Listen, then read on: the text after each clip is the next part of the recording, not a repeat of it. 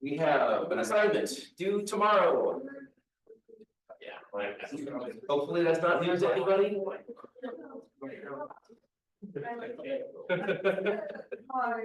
And I will be getting the next assignment to you tomorrow as well. I do not yet know exactly when that will be due, but sometime next week. And that will allow us to have a bit of that last week for stuff. We're getting started. So last time we were talking about tree methods and everything to do with trees. So let's actually take a look at these again, just to give you a refresher. Here were all of the things we wanted to do with trees, but there are a few more of them. And those are the most important ones that we need to discuss. So we need the ability to, if we have a node in the tree, figuring out its depth. What do we think? Logically, a way to do this. So remember that the root is at depth 0. So we have some node. That node is not storing its depth in that tree because the node exists independent of the tree. You've slotted the node into the tree somewhere, but that node still exists outside of the tree structure by itself. So given a node, how can we use the structure of that node to figure out what depth it is in this tree? Yeah.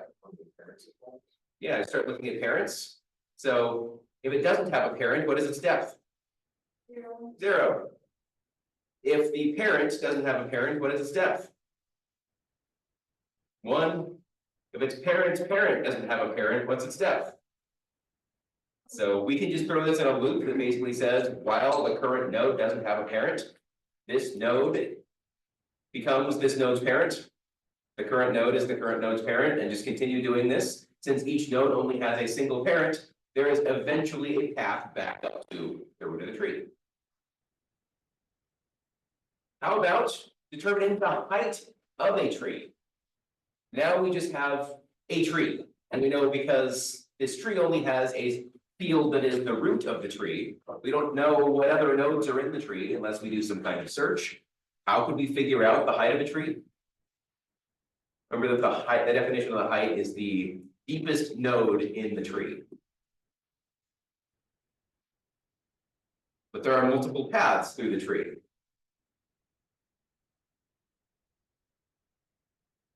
What could we do? Yeah. You just keep checking that has a child, just keep going down. That would work for a particular path through the tree. So we could say, going from the root, we're going to go down the left child, and for that child, we're going to go down the left child, and for that child, we're going to go down the left child. Maybe that's a leaf. And if we went down the right child, there was a depth of 15. So that's a good point. It's a good starting point. But how do we ensure that when this process terminates, we have that depth of that tree?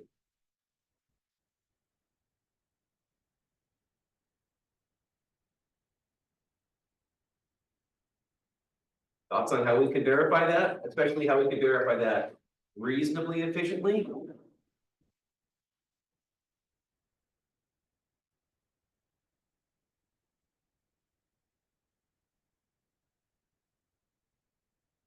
There's some kind of programmatic construct we've talked about this quarter that would be particularly effective or efficient at this.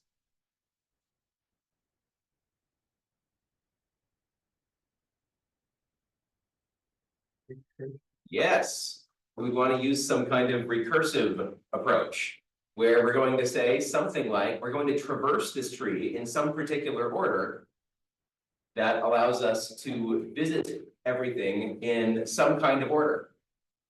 And based on that, we just store the depth of the current node. And that way, when we return to that via some recursion ending for the left child of that, we would start to explore the right child of that node. And if we did that for every node in the tree, then we would never have to restart at the root. We could always go based off of the current node. And that would allow us to do that efficiently. The bad way to do this would be start back at the root every time we try one path. So left, left, left, left, left, left, left. Left, left, left, left, left, left, left, right. left, left, left, left, left, right, left. Left, left, left, left, left, right, right. That's gonna take forever. That's gonna take an exponential amount of time based on the depth of the tree. We don't want to do that. So determining its height is much better to do recursively. How about deep copying a tree structure? Have we talked about the concept of deep copy versus shallow copy, just to make sure that we have the names for things? Let's talk about it real briefly. So a shallow copy is giving an object another name. So we're going to make another reference variable that points to the existing structure.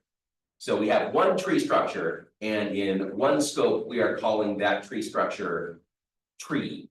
And in another scope, we are calling it large pyramid. There's only one tree in memory, but now we have two different names to refer to that structure. So that is a shallow copy. A deep copy is saying, we're going to go node by node in this tree. You're going to copy every single node and make an actual copy of the entire structure. So this building is called the Catalyst Building. Imagine I wanted to rename it the Dungeon. Now, there's still only one building, but we can refer to it by either the Catalyst Building or the Dungeon.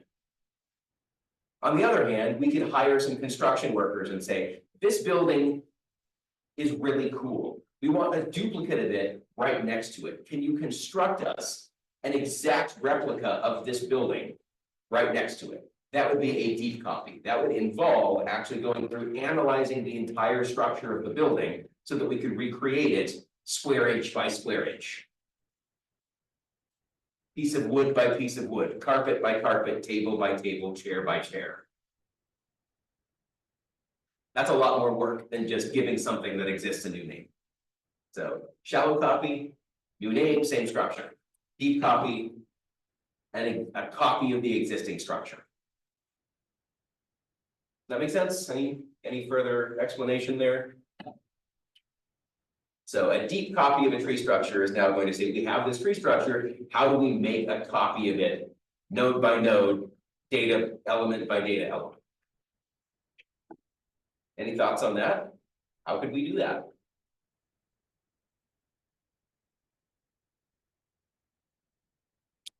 Yeah. Recursion. You could use recursion again. Is it the best way? There are multiple equivalent ways to do it, of which that is one of those equivalent ways. We'll actually talk about the different ways to traverse a tree later today, and it will be good to tie this back to thinking about, would this be a relevant way to determine its height? Would this be a relevant way to deep copy this structure? Some of the answers will be yes, and some of the answers will be no.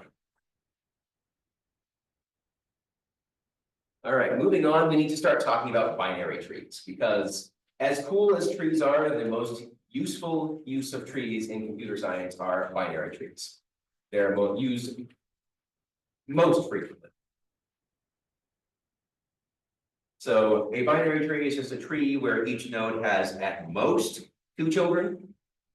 So a node can have a single child or 2 children, but no more than 2 children, and still that single parent.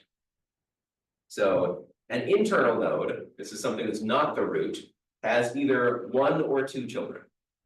And of course, leaves at the very bottom of the structure have no children.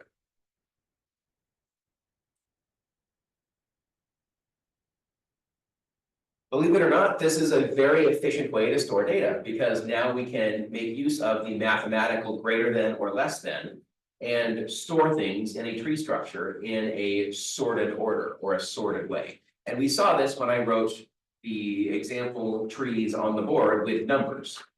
If we were playing that guessing game and you guessed 4 for thinking of a number between 1 and 7, then if I say greater than or less than, that tells you exactly which path to go down, the left child or the right child, to be able to continue that question.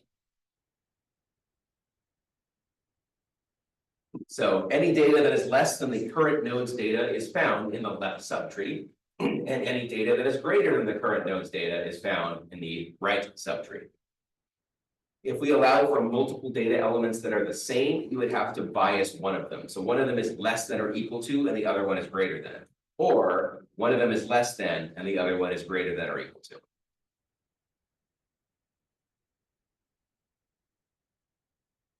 Anything that adheres to this, we're going to call a binary search tree.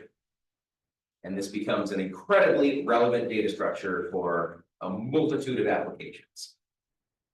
But we now need to ask the question, how do we interact with this structure?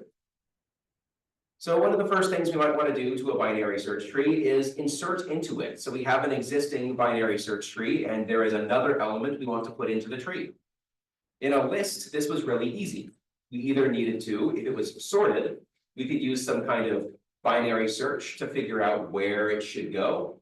If it was a linked list, if we didn't mind if it was sorted or not, we could just throw it at the end. For a binary search tree, we need rules such that we maintain the inherent structure of, for every node in the tree, if the data is less, the query data is less than it, it's in the left subtree of that node.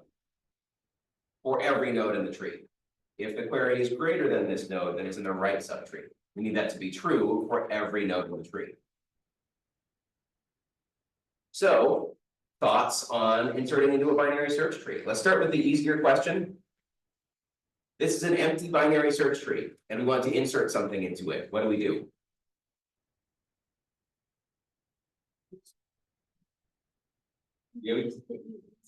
Yeah, where would it go? This binary search tree currently has 0 nodes. So yeah, if you're inserting it for the first time, it goes at the root.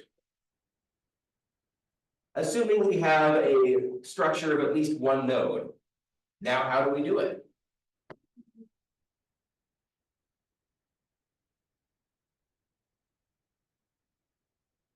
Well, this tree has a root, right? We know if it's size at least 1, it has a root. So the question is, does this node get inserted in the root's left subtree or right subtree? How do we figure that out? Compare the data of the node that we're inserting to the data of the root. Yeah, if the data of the node we're inserting is less than that of the root, then we want to visit the left subtree. If it's greater than the data of the root, we want to visit the right subtree. And we will continue to do this until we would like to visit a left subtree that doesn't exist, or a right subtree that doesn't exist. When it doesn't exist, we know we have found the location that we need to insert this node. So let's give you a brief example of this. I'm going to declare that the root of this binary search tree is 40.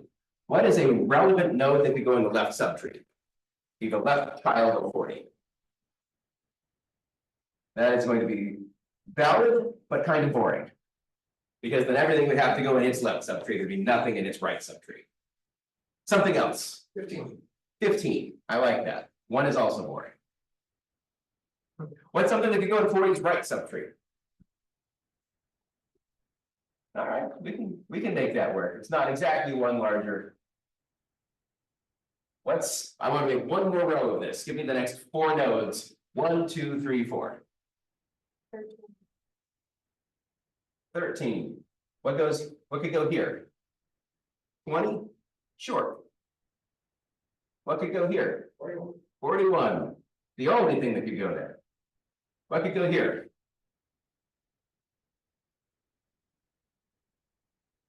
100. 100. Sure. We all agree this is a legal binary search tree. For every node, if we query its left child, it's less than it. And if we query its right child, it's greater than it. Let's say we want to insert some new node into this tree structure. Give me a number that is not in this tree structure.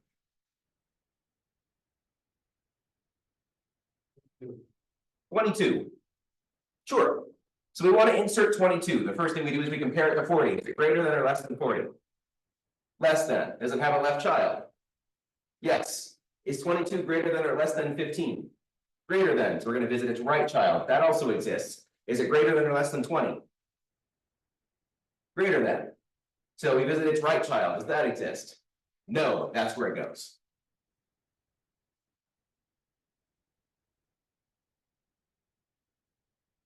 Questions on insertion? That's basically the insertion algorithm. It's kind of like the find algorithm. If we wanted to figure out where something is, it's exactly the same logic of we're just gonna compare until we either find it or we don't. With insertion, we're going to compare until we find an empty child, and then we insert it there. Question? What happens if you insert a node that has an equal value, so something that has no children? Yeah. Put in 42. Yeah, so you either have to decide, is this legal in this tree, yes or no? If it is legal, then the left subtree is either less than or equal to, and this is greater than, or you have strictly less than and greater than or equal to. So again, it doesn't matter which one of these you use, you just have to be consistent, so that if you know you see something and it is the element that you want to insert, then based on which one of these rules it is, you either insert it in the left subtree or you insert it in the right subtree. But you have to be consistent for that across your entire tree structure.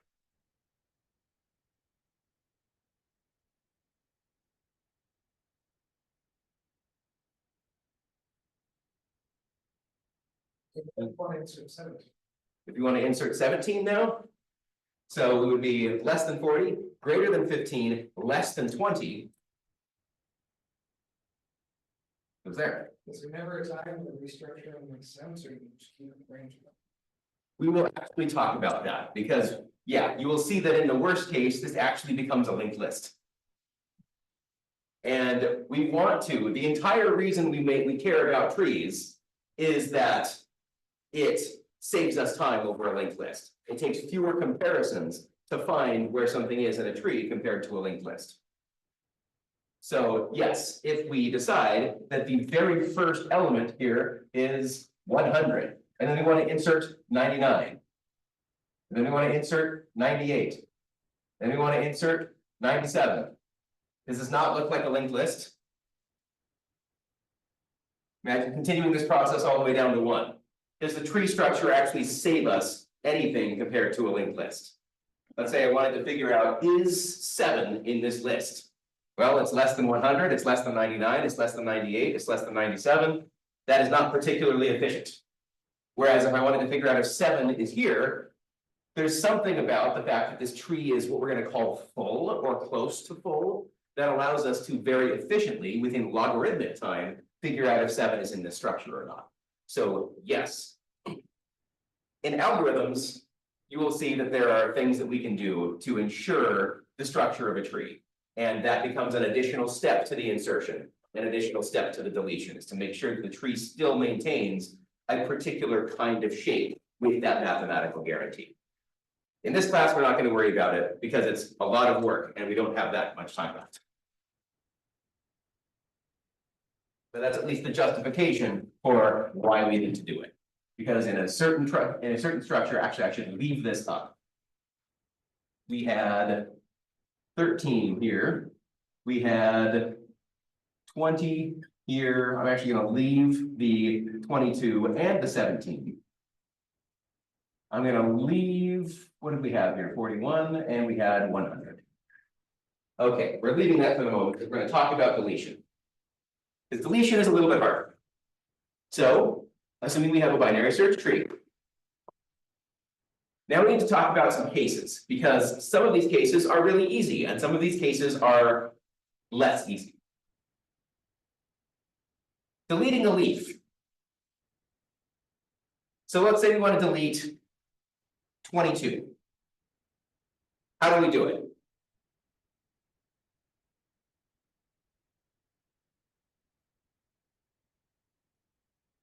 This is the easiest case.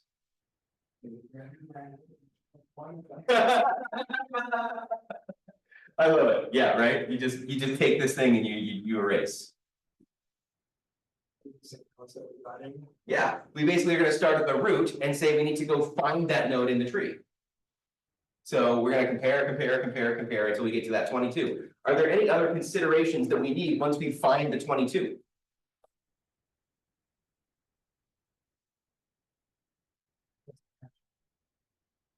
It does not have children in this case. So if we're deleting a leaf, delete it. What happens if we set this to null? We set this concept to null. What happens to 20's right child? Anything of importance? Anything we need to consider? Set it to null, does that mean you can't add anything greater than one?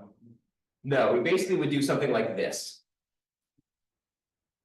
And each of these nodes already actually has this concept.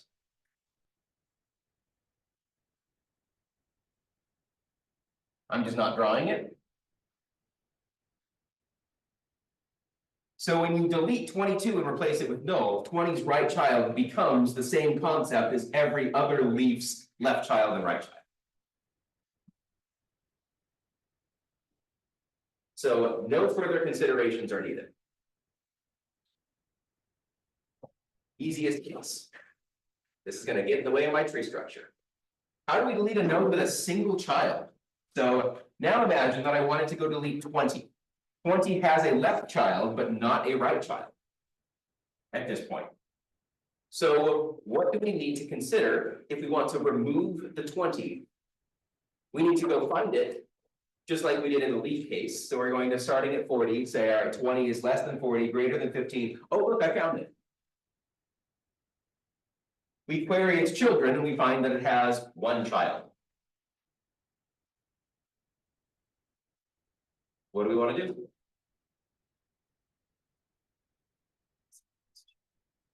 Replace it with its child?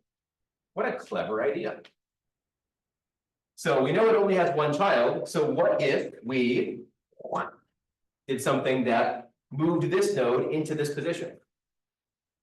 So completely remove the 20 and basically connect that. Saying now 15's right child is what 20's child was. Is that always going to work? Imagine if this had a right child and not a left child. Imagine if this 17 had more children underneath it.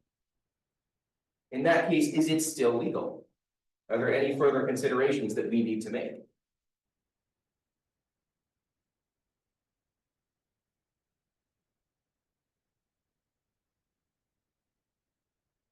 Yeah, Probably not, because it's not really affecting. Know that you're connecting to the one that you're doing. that is actually correct. There are no further considerations once again. And the reason is, so what do we know about again, let's just kind of put this back in here as that 20.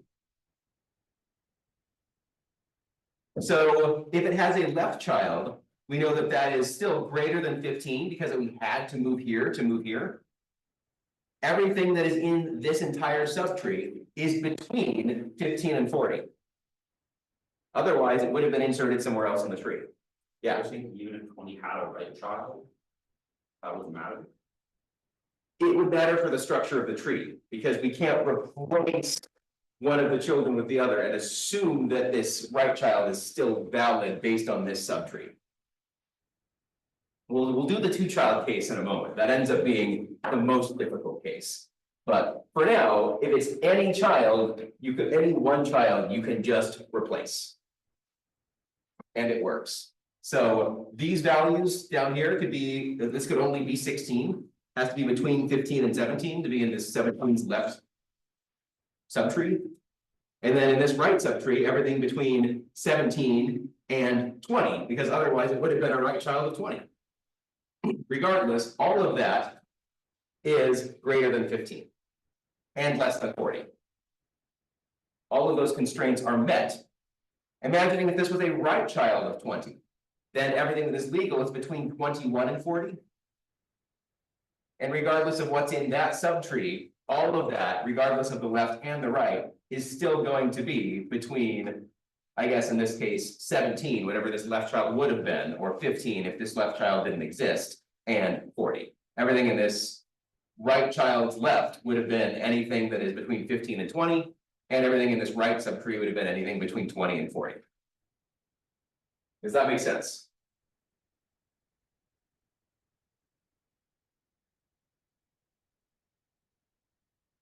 All right. Node with two children. Considerations. Let's say we want to delete 42. I don't know why we'd ever want to delete the meaning of the universe. But we're going to attempt to delete the meaning of the universe. Stare at that for a bit and see if you can come up with the associated considerations of what do we do? Yeah, We take the right child and place it in its equivalent spot in the left child's tree, and then. Move the left child into where it was. so kind of, yeah. So when you do a replacement, we're actually going to start with a replacement. But I'm actually gonna draw out one more level to this tree. Can't really do it with 41. In fact, I may want to change exactly what this is to show what that looks like. Because in this case, we can just replace and make it work. But if these had children, something would be off about the tree. Let's take a look at what that would be. Deleting the meaning of the universe was just sad anyway. So we're gonna do something like this is 70, this is 60, this is 52, this is 67, this is 84, and this is 106. All right, now we have a whole new level to this tree, but we still want to delete the 70. If we move the 100 into this position, what about this structure is wrong? Yeah. This left child of the 100, where does it go? So imagine that we take this, we move it here. This node's right child is still correct. This node's left subtree is all still correct. But it's this 84 and any other children that would be part of this subtree that are now what we call orphaned. By doing this, we orphan a subtree that we now actually just need to reinsert. You take this 84, the parent of this subtree, and you're going to insert that 84 in this new structure. So let's take a look at what this looks like. Basically, we're going to take this 70, we're going to make this the 100, this becomes the 106. This is now wrong because 84 is not greater than 100. So we orphan this left subtree and we reinsert it. Where does 84 go now? Well, it's greater than 40, less than 100, greater than 60, greater than 67. So the 84 now goes here. And note that any children of 84 would also actually still be legal here. So you don't need to reinsert every node that was a child of this. You just need to take that reference of that subtree because each node is connected to every other node. When you reinsert the 84, you're actually reinserting that entire subtree.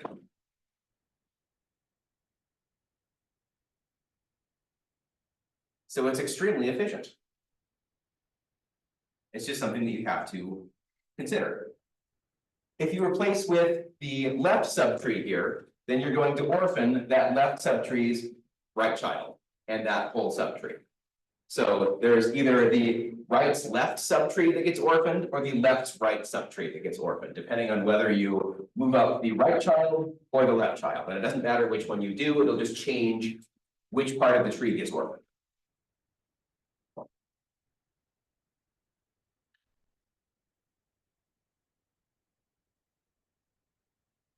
Any questions about the 0 child, 1 child, or 2 child deletes?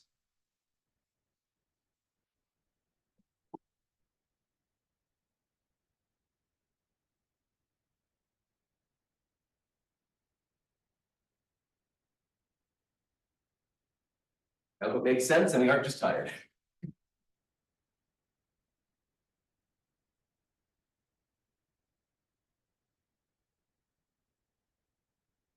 All right. So as mentioned, we want this to be a logarithmic process. To make sure that it's a logarithmic process, there is something else that we need to do with insertion and deletion, and you will worry about that in algorithms.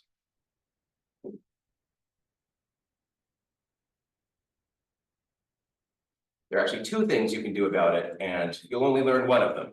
Unless you take it from me, you'll probably learn them both. Tree traversals. So now we have a tree, we want to figure out how do we traverse the tree. And it depends on what we want out of our tree. So each of these potential traversal types are useful for different applications. So let's do it, or let's figure it out. So first, defining the concept of traversal, it's just some algorithmic, systematic way of visiting every node in a tree structure in some defined order. So, first one we're going to look at is preorder. Preorder is something that you're going to want to implement it recursively, because just like towers of Noah, it is significantly easier to code if you code it recursively as opposed to iteratively. If you do it iteratively, you need a stack. If you do it recursively, you do not. So preorder says that we are going to first visit the node, which means that we're going to output its data value. Then we are going to do a preorder traversal of the left subtree. Then we are going to do a preorder traversal of the right subtree.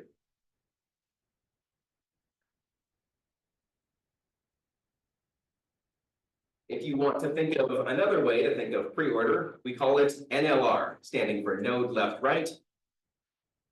Output the node, visit the left child and its entire subtree. Once you return from that recursive process, you will visit the right child and its entire subtree. Let's give you an example tree.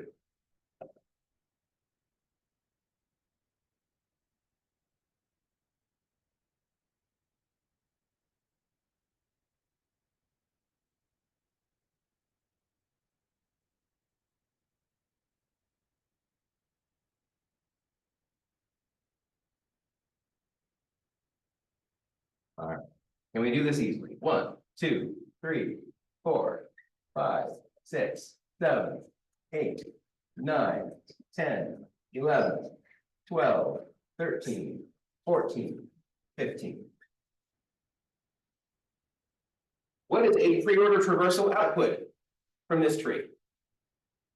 Find the order that these nodes get printed in if we were to do a preorder traversal. So we're going to start at the root, which becomes the first node left right. So the very first thing we output is the root. What comes next? Finish off this process. Go ahead and do it on paper, do it in groups. And we will come back to this in a minute or two and do it together.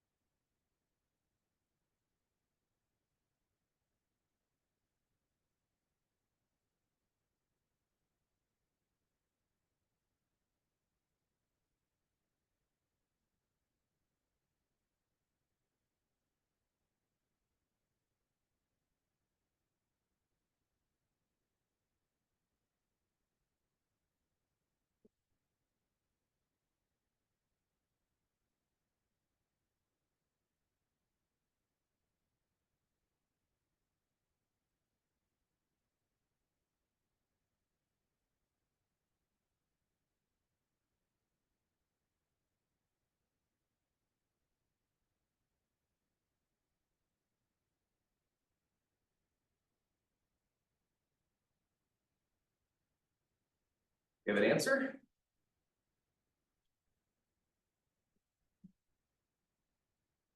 What comes second? 4. I agree. What comes third? 2. 2. I agree. So one way to do this is just to kind of put this NLR on every single node.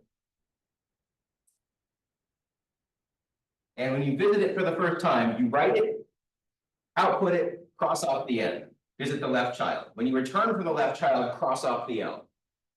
And that will help you to be able to keep track of this a little bit. So we visit the 8, or we start the 8, write the NLR, output the 8, cross off the N. The next thing we're going to do is visit the left subtree. So we do this, we write the NLR, we visit the 4, output it, cross off the N. Next thing to do is visit the left. We're going to go to the left, write the NLR, output the 2, cross off the N, continue to do it. Write the NLR for the 1, we output the 1, cross off the N. It does not have a left subtree, so we're going to cross off the L. It does not have a right subtree, so we're going to cross off the R. Now that we've crossed off everything here, we return. Since we just finished the left subtree, we're going to cross off the L. We go to the R, we're going to visit the right subtree. So we're going to, I'm not going to write the NLR now for the leaf nodes because all you do is output it and then return. So we'll output the 3, no left subtree, no right subtree, so we return. We've done the right, so we return. We've done the left, so we call the right. This becomes a new NLR. We output the node, we visit the left, we output that, we visit the right, we output that. We return, return, we finish this left, now we have this right to do. So we will see that we output then the 12, then the 10, then the 9, then the 11, then the 14, then the 13, then the 15. And that is the entire pre-order traversal order for this tree of 15 elements. I'm just going to write this as our pre-order traversal.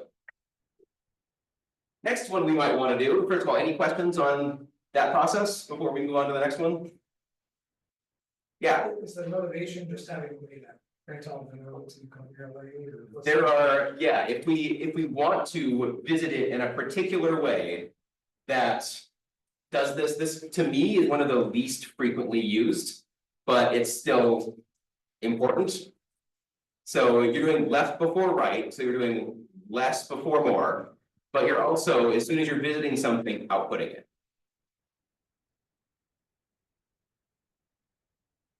Next one is post order. So also naturally recursive. So steps, post order traversal of the left subtree, post order traversal of the right subtree, and then visit the node. So we can call this LRN for left right node.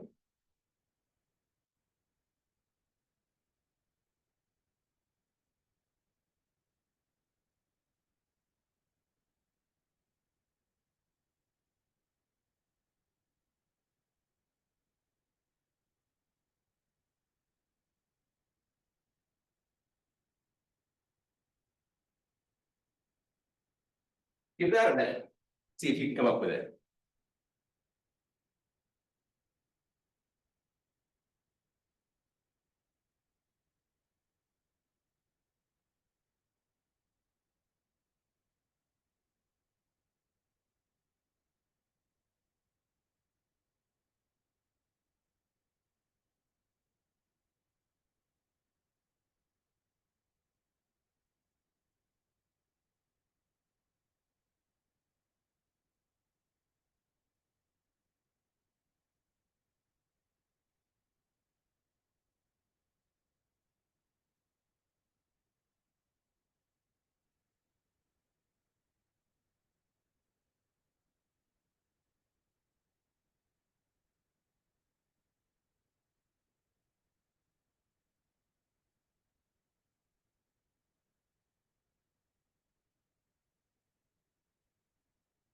Give you an example application for pre-order traversal. This is a very good way to make a copy of a tree. As an example, you're going kind of level order, but you're not making all of the children at the same time. You're making the entire left subtree before you make the entire right subtree.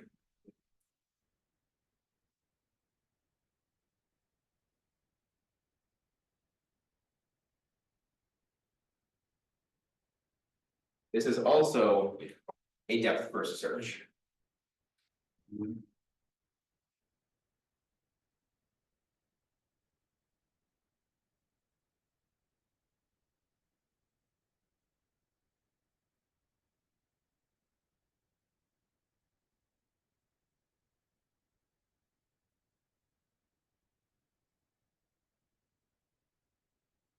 All right, what do we get for a post order traversal? We're gonna do, instead of NLR, we're doing LRN, so let's LRN, LRN. So the first thing we do here, we don't output anything, we just visit the left subtree. We don't do anything here, we just visit the left subtree.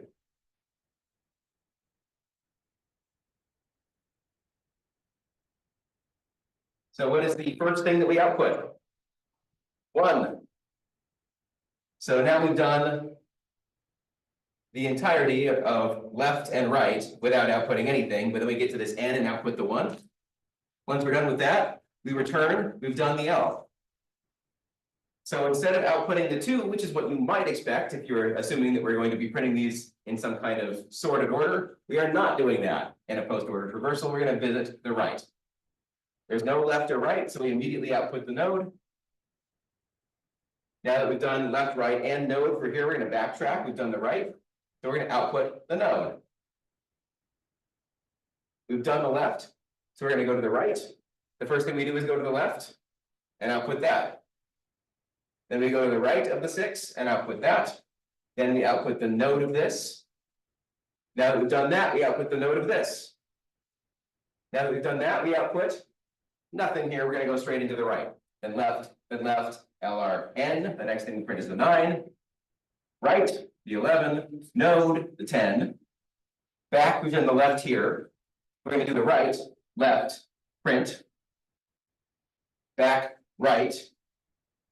And then print back up the chain. 14, 12, 8.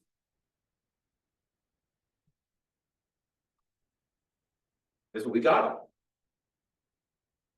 Any questions on the post order traversal?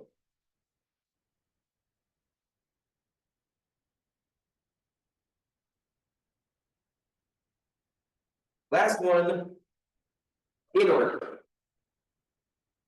Also naturally recursive.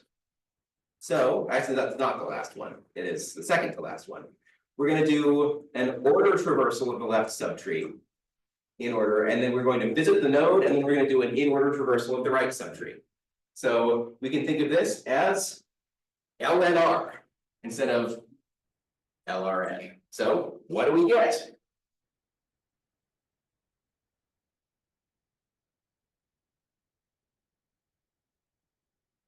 This one's going to become apparent very quickly.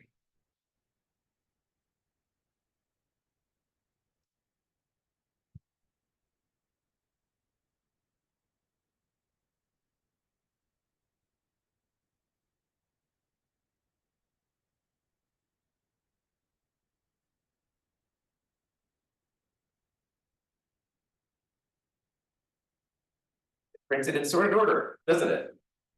Yeah, so if you want to output something in sorted order, then you want to use an in order traversal. So left, node, right, we go left, left, left, all the way to the 1. But then when we return, we print the node before we go to the right. So we're going to print the 2 before we go to the right subtree, where we print the 3. That's all of the left, so we come back and print the node.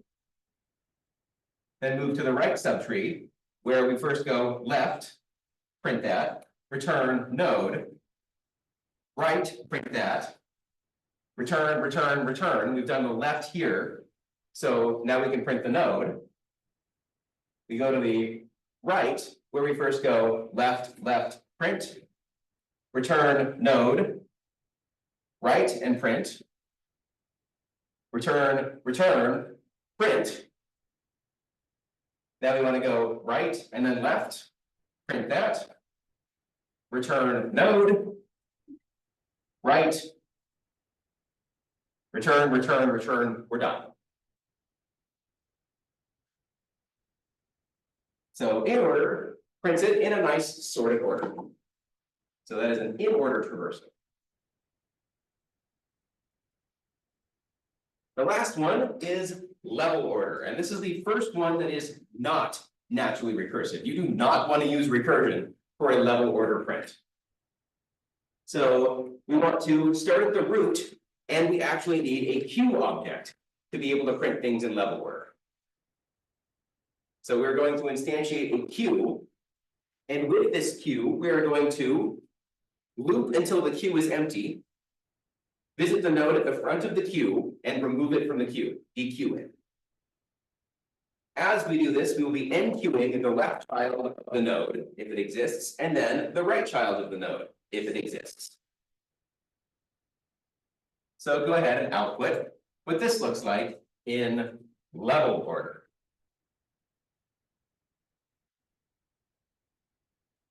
This one's also pretty easy to visualize. You're really just printing everything in the first row, everything in the second row, everything in the third row, everything in the fourth row in the order they appear.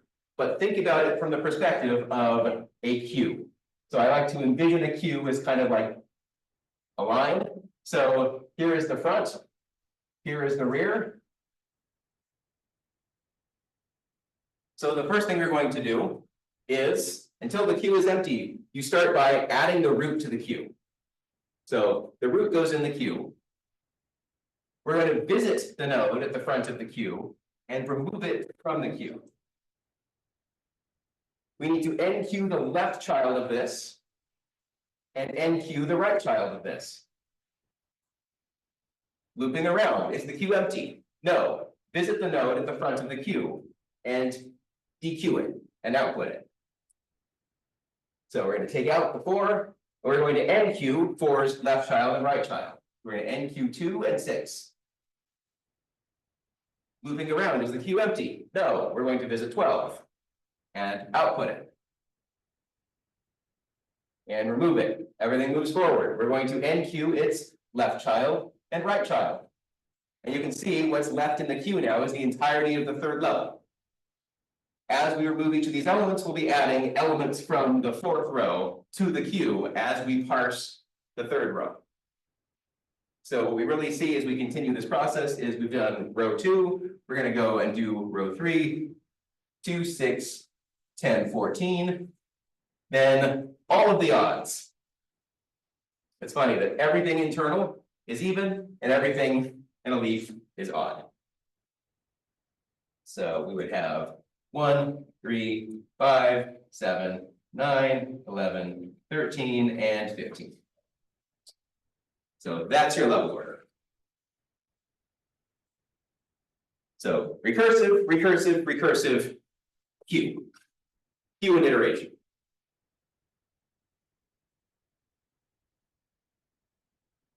Questions on this?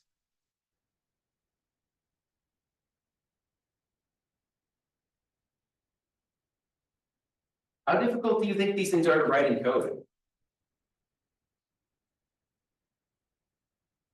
Yeah. 3 lines, 3 lines, 3 lines, more than 3 lines. So implementing these are incredibly simple. I'll use the in order as an example. Do an in order traversal of the left subtree. That's just a call to a method called in order. And it's going to pass it the left child of the current node.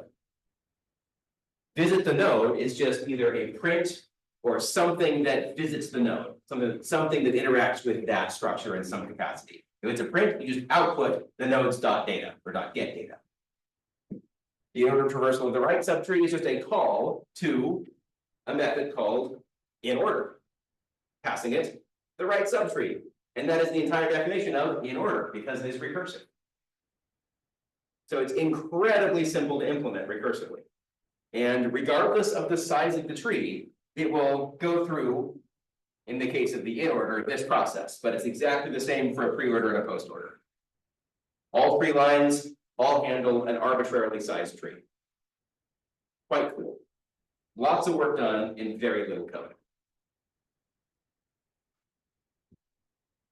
Any questions on anything we've done today?